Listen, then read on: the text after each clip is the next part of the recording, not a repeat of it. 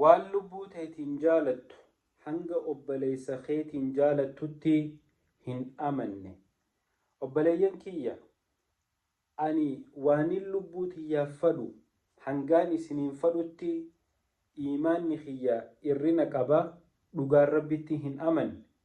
Isinis waan lubbuu teessaniif jaalattan hanga naan jaalattanitti guutuu iimaanaa hin qabdan, dhugaan rabbitti hin amanne.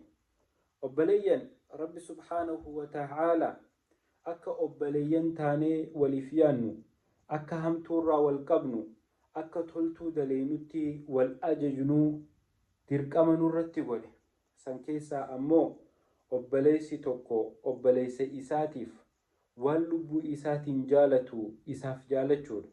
Waan lubbuu isaatiin jibbu ammoo obboleessa isaatiin jibbu. Bakka ifii dhaabbachuun feene akka obboleessi isaa dhaabbatu jibbu. Bakka ifii dhaabbachuu fadhummoo akka obboleessi isaatiis dhaabbatu fadhuudha. Hamtuu akka isa tuyxu hin feene obboleessa isaatiinis jibbuudha. Toltuu akka isa qunnamtu fadhu ammoo obboleessa isaatiin jaalachuudha. Namni dhugaan haalli kun walitti qabameef nama dhugaan rabbitti amanee iimaana qabu.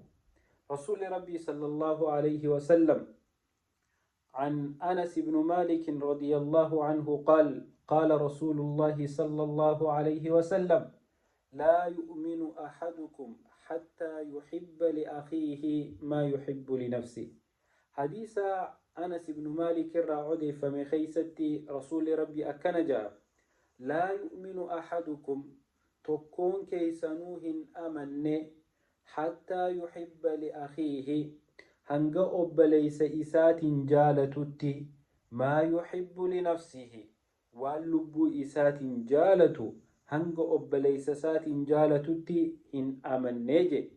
Obboleessa kiyya obboleettiiti, dhugumaan waan lubbuu teetiif feetu obboleessa kee takkaan obboleettii teeta biraatiinis feeta. Waan lubbuu teetiin jibbitu dhugumaan maatii teetiif, saahiba keetiif, obboleeyyan keetiif ni jibbita. Iimaanni bakka tanatti hafee mee gaafii tana if gaafadhu. Waan arkachuu feetu akka obboleessi kee arkatu ni jaalattaani. Waan irraa fagaachuu feetu akka obboleessi kee irraa fagaatu ni barbaadda. Moo ati an arkannaan ta nama biraa maaltu naan ga'e, an hamtuun tun na tuqu baannaan ammaaltu naan ga'e abbaan fedhe itti haa gubatu warra jiru sani moo warra waan ifii fadhu obboleessa isaatiinis fadhu. Tanaafuu obboleeyyan kiyya waan lubbuu teenyaaf jaalan obboleeyyan keenyaanis haa jaalan. Waan lubbuu teenyaaf jibbinu obboleeyyan keenyaanis haa jibbinu.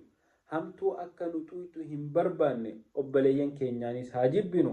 Toltuu akka nu qunnamtu barbaannu hunda obboleeyyan keenyaanis haa jaalannu. Bakka ifii dhaabbachuu feenu akka obboleeyyan keenya dhaabbatan haa jaalannu. Bakka ifii dhaabbachuu jibbinuunis obboleessa keenya haa jibbinu. Wassalaamu alaykum.